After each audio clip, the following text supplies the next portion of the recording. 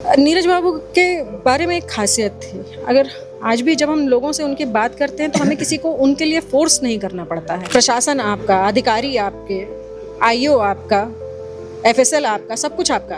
पूरी की पूरी इस हत्या की जांच जो हुई, इस हत्याकांड की, वो 2017 से लेकर दिसंबर 2019 के बीच में पूरी हो चुकी थी। उसके बाद तो ट्रायल स्टार्ट हो गया, विटनेसेस स्टार्ट हो गए। आज जो ये आरोप लग रहा है वो किसके ऊपर लग रहा है? भाजपा के लोग भाजपा की ही सरकार पे आरोप लगा रहे हैं। फिर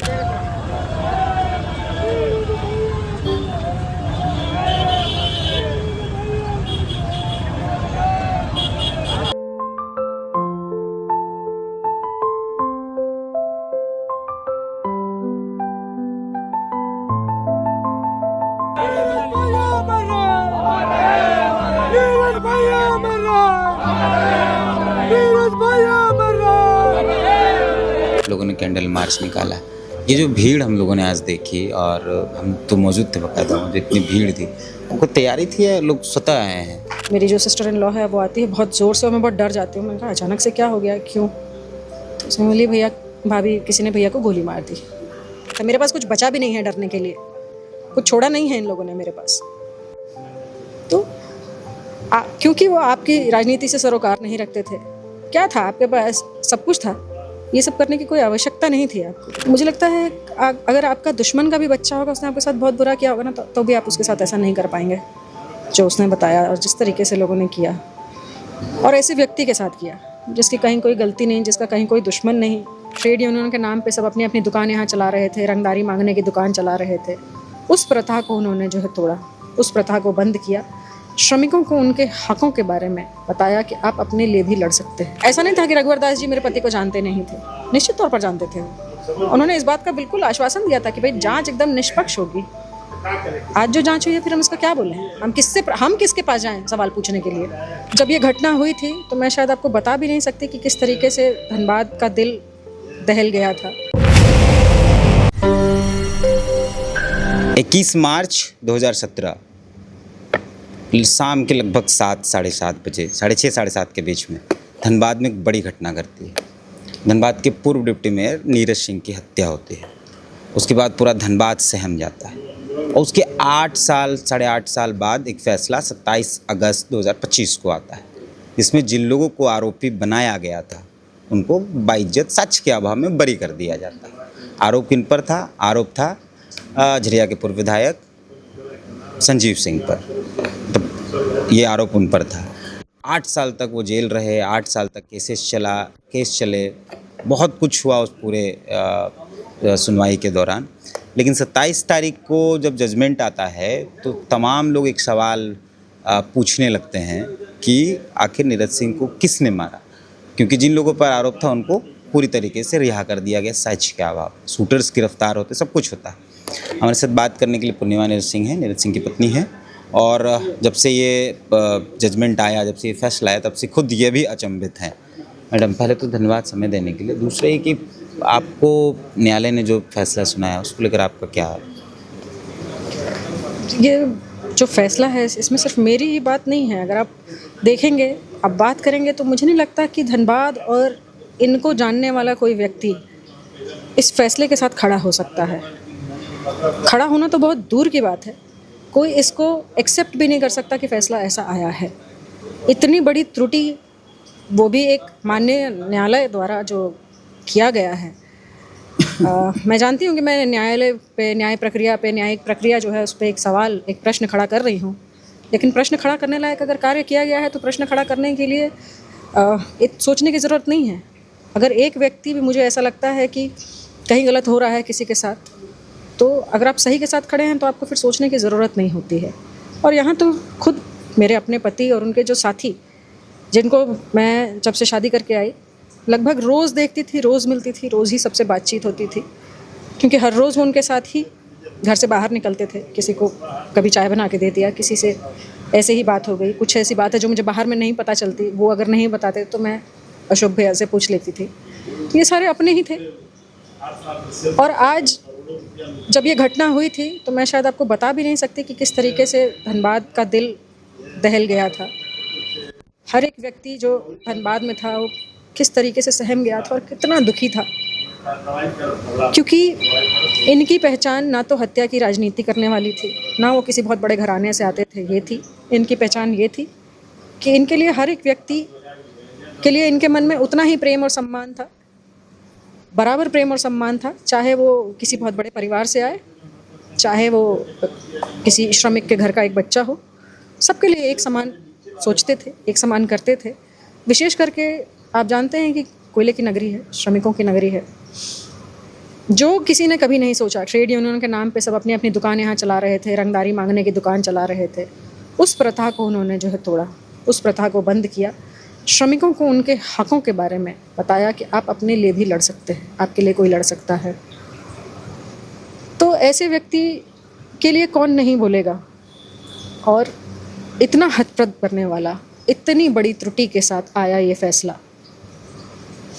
हमें तो एक्सेप्ट ही नहीं है।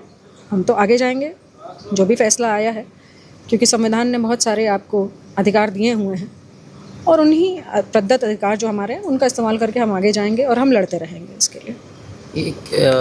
क्योंकि 8 साल हो गया घटना को, आपको पहली जानकारी कैसे मिली उस पूरे घटना की? आपको कैसे पता चला?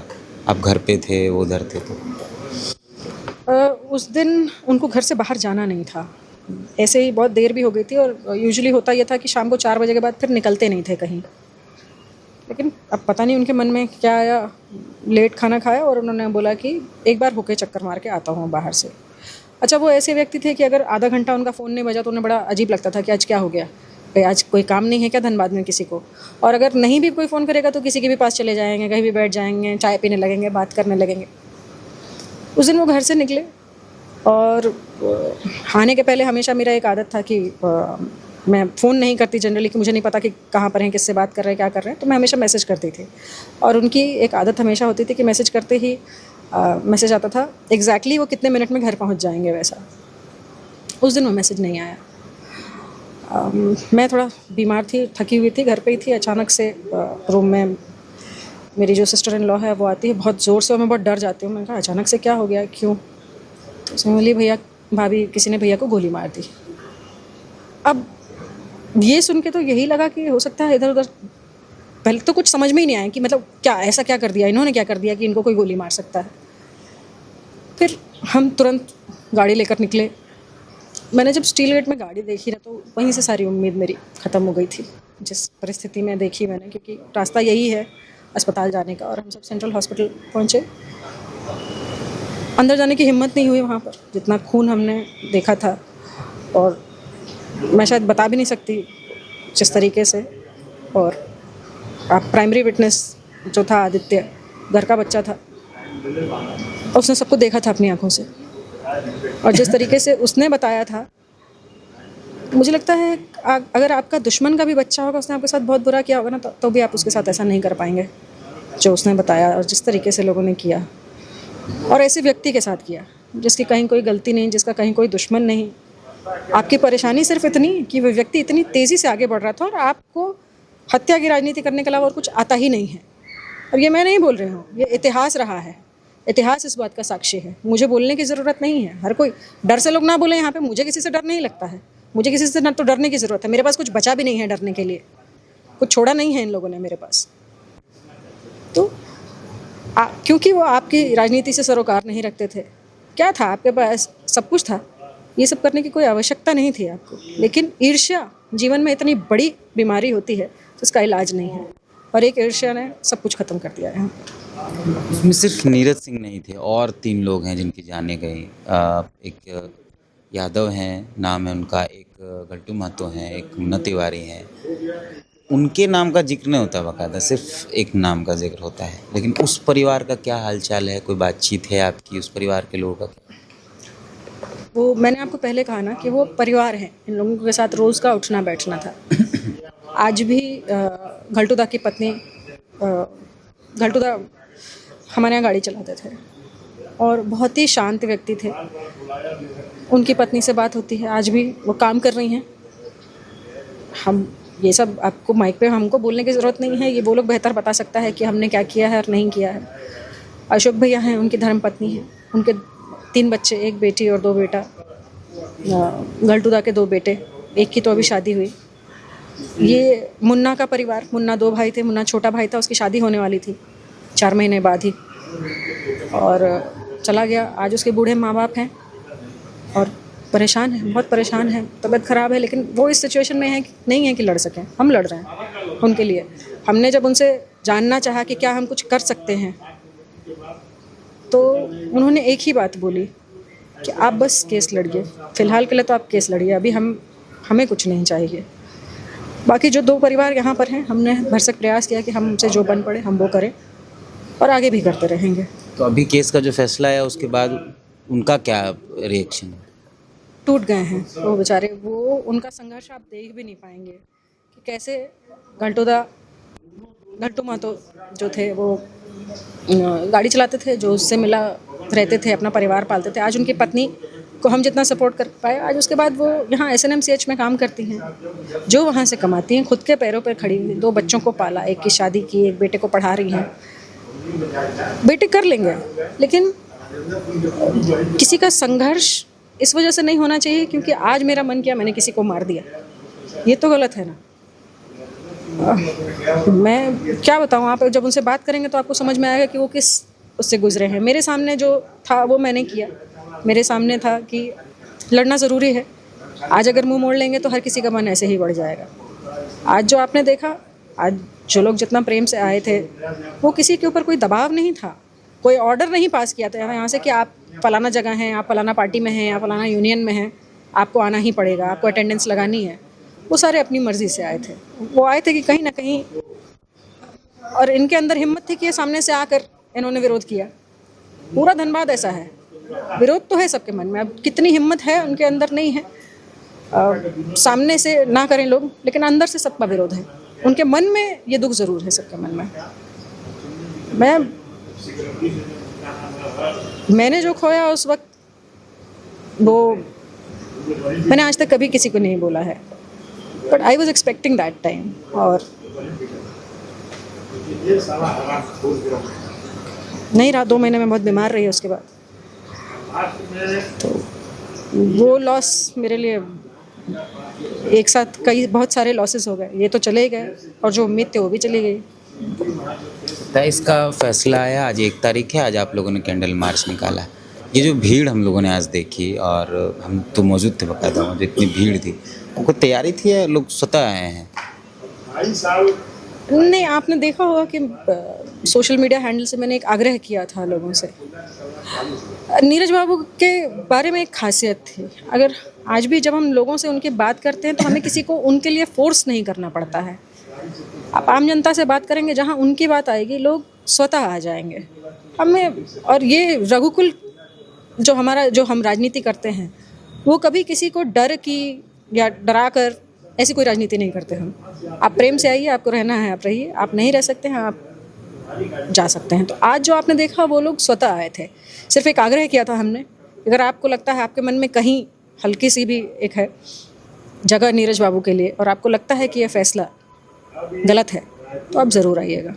तो बहुत कम समय में किया और बहुत सारे लोग आए और उन्होंने इस बात को बताया कि नहीं, हम इस फैसले के साथ नहीं हैं।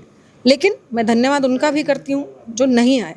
मैं ये जानती हूँ, ये किसी को बताने की ज़रूरत नहीं है, वो सामने से कहे या ना कहे, सब मन में ये जानते हैं, सबकी अंतरात्मा ये जानती है कि ये फैसला गलत हुआ है। तो आप लोग हाई कोर्ट जाएंगे? बिल्कुल जाएंगे। हमने कहा हमारा तो संवैधानिक अधिकार है, बिल्कुल जाएंगे। अन्याय है और अन्याय के खिलाफ हम जाएंगे, बिल्कुल जाएंगे। अगर ये हत्या की राजनीति कंटिन्यू रहेगी तो आपको भी तो फिर जान का खतरा होगा। मैंने तो ऑन द रिकॉर्ड ये बोला कि अब मेरे परिवार को बहुत ज़्यादा जान का खतरा है, क्योंकि हमें जिस तरीके की राजनीति और काम करना आता है, हम जानते हैं हमारे पास ऑप्शंस हैं। हम अपनी हदों को क्रॉस करके नहीं कर सकते हैं। अगर हमसे जितना हो पाएगा, जितना लोग कर पाएंगे, हम उतना ही करेंगे।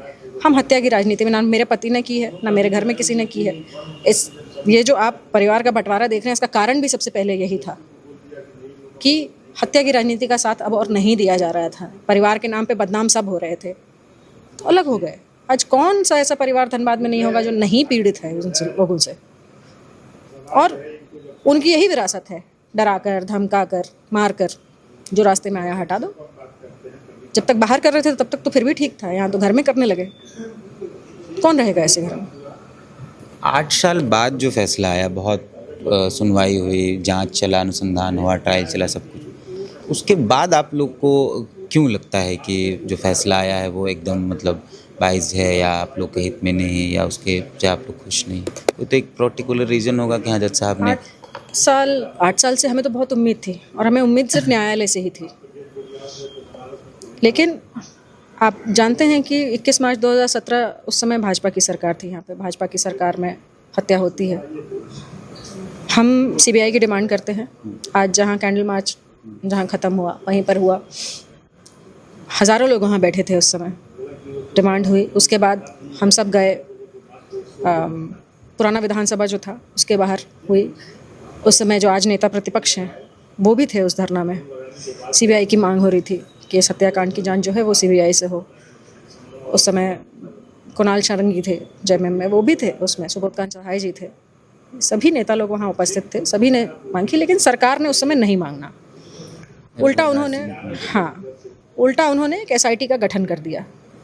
और उस समय हमारे जो पहले मंत्री थे बच्चा बाबू, शहरी विकास के झारखंड के, वो भी थे। वो खुद उनसे मिलने गए, उन्होंने ये आश्वासन दिया कि नहीं बच्चा बाबू आप निश्चिंत रहिए, एसआईटी अच्छा काम करेगी, अगर हमें लगेगा कहीं गड़बड़ हो रहा है तो हम सीबीआई करेंगे। लेकिन कभी दिया नहीं उन्होंने। एसआईटी गठित की, एसआईटी ने जांच की, और ये भी किया एसआईटी ने कि खुद को एक दूसरे को जो है वो मेडल भी पहना रहे थे कि अरे हमने बहुत अच्छी जांच की है, बहुत अच्छी जांच की है। हम तो लगातार उसको मांगते रहे, लेकिन दिसंबर 2000 जब तक ये चुनाव नहीं हुआ तब तक हमें सीबीआई नहीं दिया गया। हम कोर्ट भी गए, वहाँ बोला गया कि भाई ऐसा है कि जांच बहुत आगे बढ़ चुकी है, ज़रूरत नहीं है आपको यहाँ पर। ये जो आज एक नैरेटिव बनाने का कोशिश किया जा रहा है, एक प्रयास किया जा रहा है कि क्यों नहीं मांगा, क्यों नहीं मांगा। अरे हम तो मांगते रह गए, लेकिन हम ना सत्ता में थे ना कुछ थे। एक में तो आए ना फिर 19 के बाद। बिल्कुल आए, लेकिन हमारा तो पहले ही खारिज कर चुके थे सारा का सारा। और हमें ये आश्वासन दे दिया गया था कि भाई आपका काम होगा निश्चित तौर पे। और जब उस समय हम कोर्ट गए तो कोर्ट ने बोला कि अब तो इन्वेस्टिगेशन सारा पूरा हो गया है, ट्रायल स्टार्ट हो चुका है, अभी फ़िलहाल इसका ज़रूरत नहीं है, इनकेस अगर लगा तो हम। और जितना आश्वासन हमें भाजपा की सरकार में मिला था वो 3 सालों में, आपने देखा होगा कि हर तरीके से भाई एसआईटी गठित करके आप एफएसएल कर रहे हैं, आप शूटरों को पकड़ के ला रहे हैं। मुझे लगता है कि शायद अधिकारियों को रात में सपना आया होगा, सोए होंगे, उनको फलाना जगह शूटर दिखे होंगे, और वो उठा के लाके वो पकड़ के ना। तरफ से तो किसी शूटर का कोई नाम नहीं दिया था, 5-4 लोग आप? नहीं, हम लोग किसी को जानते भी नहीं थे। जिन अक्यूज्ड को जानते थे, जो साजिशकर्ता में थे या जिनको सामने से विटनेसेस ने देखा था, उनके नाम दिए। ये इनको तो किसी ने देखा ही नहीं था। ये जो 4 लोग बाहर से आए थे, इनको तो हम लोग जानते भी नहीं थे। इनको तो पुलिस पकड़ के लेकर आई थी, और उन्हीं की बातों पे सब कुछ था। सीडीआर उनका किया हुआ, प्रशासन आपका, अधिकारी आपके, आईओ आपका, एफएसएल आपका, सब कुछ आपका। पूरी की पूरी इस हत्या की जांच जो हुई, इस हत्याकांड की, वो 2017 से लेकर दिसंबर 2019 के बीच में पूरी हो चुकी थी। उसके बाद तो ट्रायल स्टार्ट हो गया, विटनेसेस स्टार्ट हो गए। आज जो ये आरोप लग रहा है वो किसके ऊपर लग रहा है? भाजपा के लोग भाजपा की ही सरकार पे आरोप लगा रहे हैं फिर तो, कि उन्होंने गलत किया। ये जो खुलेआम धमकी दी जा रही है जगह जगह घूम घूम के कि मैं देख लूँगी, मैं फलाना कर दूँगी, मैं ढिमकाना कर दूँगी। पहले तो शायद पीपी और आईओ पे अब जिसका जो मन है कर सकता है, उसका जवाब कोर्ट में दिया जाएगा। जब अब मामला कोर्ट में ही है तो हर जगह हर चीज़ का जवाब वहीं दिया जाएगा।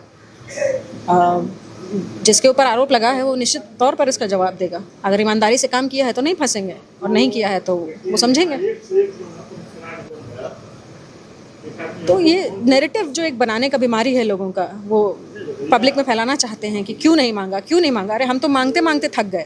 लेकिन भाजपा की सरकार अपने आप को ये दिखाना चाहती है। आपको याद है तबरेज़ अंसारी का लिंचिंग? आपको ये भी याद होगा कि पहली बार जब उसकी रिपोर्ट आई थी तो उसको ये बोला गया था कि उसको हार्ट अटैक हो गया है। आपको लगता है कि उसको हार्ट अटैक हुआ था और ये मामला इतना बड़ा था? नहीं, भाजपा की सरकार में हुआ था उस समय। आज क्या मान लें हम लोग फिर? हमको तो इतना आश्वासन दिया गया, क्योंकि ऐसा नहीं था कि रघुवर दास जी मेरे पति को जानते नहीं थे, निश्चित तौर पर जानते थे। उन्होंने इस बात का बिल्कुल आश्वासन दिया था कि भाई जांच एकदम निष्पक्ष होगी। आज जो जांच हुई है फिर हम इसका क्या बोलें? हम किसके पास जाएं सवाल पूछने के लिए? हमें जो आश्वासन मिला कि नहीं बिल्कुल सही होगा, जो होगा वो बिल्कुल निष्पक्ष होगा, हम किसी को बचाने नहीं जा रहे हैं। लेकिन आपने तो अंत में बचा लिया। सच्चाई तो यही है कि आपने बचा लिया। आज भुगत हम लोग रहे हैं। हम जहाँ 8.5 साल पहले थे, हम आज भी वहीं खड़े हैं। आज हमारा ऐसा लग रहा है जैसे हमारे ज़ख्म को फिर से कुरेद दिया है किसी ने, वो घाव वैसे का वैसे ही है। हमें तो कोई जवाब नहीं मिला। जो अक्यूज थे उनको तो मिल गया, रिहा हो गए, घूम रहे हैं, फिर से मारेंगे। मन बढ़ा हुआ है क्योंकि फिर से करेंगे। पहली बार तो नहीं कर रहे हैं, फिर से करेंगे। आप लोगों को तो डर होगा। डर नहीं है लेकिन अंदेशा है। डर तो किसी से नहीं लगता। ये छुप के मारने में क्या है, सामने से आ जाए ना। सामने से आके अगर उनको लगता है क्यों लगता है कि उन्हीं ने मारा है? मतलब जब कोर्ट में सब कुछ है तो क्यों, एक तो कोई ऐसा प्रॉपर चेन मिला होगा, कोई सूचना मिली होगी या कोई ऐसी जानकारी होगी आप लोगों को इसकी, ये लगता है कि इसीलिए कोई और क्यों होगा, मेरा ये सवाल है। महाभारत किसके बीच में हुई थी? दो पड़ोसी देशों के बीच में हुई थी? नहीं। कौन सा ऐसा घर है इस धरती पे जहाँ पर ये नहीं होता है? या दो नहीं होता। हाँ, नेक्स्ट टीम हमको लगता है कि बहुत कम ही होता है। होना भी नहीं चाहिए, लेकिन सच्चाई ये भी है कि महाभारत हुई थी, भाइयों के बीच में ही हुई थी। इस सच्चाई से भी कोई मुंह नहीं मोड़ सकता है। तो ये सवाल पूछना कि क्यों, आपको क्यों लगता है कि यही लोग होंगे, और कौन हो सकता है? आपका जो प्रतिद्वंदी होगा आपको परेशानी उसी से होगी, और किसको आपसे परेशानी हो सकती है? 8 साल में तो कोई और कहानी आई नहीं कि ये और कुछ हो सकता है या कोई और। मैं ये पूछ रही हूँ कि जब जांच चल रही थी भाजपा की सरकार में 2017 से लेकर 2019 के बीच में, तो वो क्यों नहीं दूसरी थ्योरी लेकर चले आए कि भाई कोई और है, ये नहीं है? क्यों नहीं लेकर चले आए? आज जो हमारे ऊपर इल्ज़ाम लग रहा है, हम क्या कर सकते हैं? हमारे हाथ में ना तो सत्ता थी उस समय, मेरे घर में कोई व्यक्ति पद पे नहीं था, एक डिप्टी मेयर थे बस। वो डिप्टी मेयर कितना जांच को इफेक्ट कर सकता है? मेरे पति किसी पद पे नहीं थे जब उनकी हत्या हुई, तो चुनाव लड़े थे, उनकी गलती बस ये थी। जो झरिया में चुनाव लड़ेगा कि इन लोग के खिलाफ, वो मरेगा। ये है क्या? क्या इसको बना रखा है इन लोगों ने?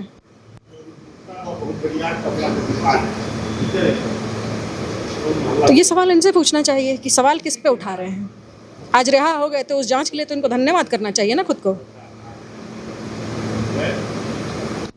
जो इतना बॉच्ड अप जो ये जांच है, जिसका ना और है ना छोर मिल रहा है आज, तो ये सवाल तो उनसे पूछना चाहिए कि इसी जांच के भरोसे तो आज रिहा होकर बैठे हो ना। पार्टी की तरफ से कोई मदद मिल रही है? कांग्रेस की तरफ से कोई, आप हैं कांग्रेस में, कांग्रेस से विधायक रही हैं? जब ज़रूरत पड़ेगी तो ज़रूर। फ़िलहाल मामला कोर्ट में है, तो कोर्ट में तो पार्टी बहुत कुछ नहीं कर सकती है। लेकिन अगर ऐसा कहीं मुझे ज़रूरत लगता है कि मैं कोई निर्णय लेने में या उनसे पूछना चाहिए मुझे कहीं, तो डेफिनेटली। एक सवाल शायद हमको नहीं पूछना चाहिए लेकिन हम पूछ देते हैं। तो जब ये फैसला आया, क्योंकि विधानसभा चल रहा था उस वक्त, तो मिठाई बांटी गई बाकायदा, जिन पर आरोप आप लोगों ने लगाया उनकी पत्नी द्वारा, अग्नि सिंह द्वारा, जो विधायक वर्तमान में। आपके पार्टी के कई नेताओं को, मंत्रियों को, विधायकों को मिठाई दी गई और बहुत अच्छे से वो स्वीकार लिया गया। तस्वीरें हंसते हंसते खींचे, उन तस्वीरों को देखे थे आप?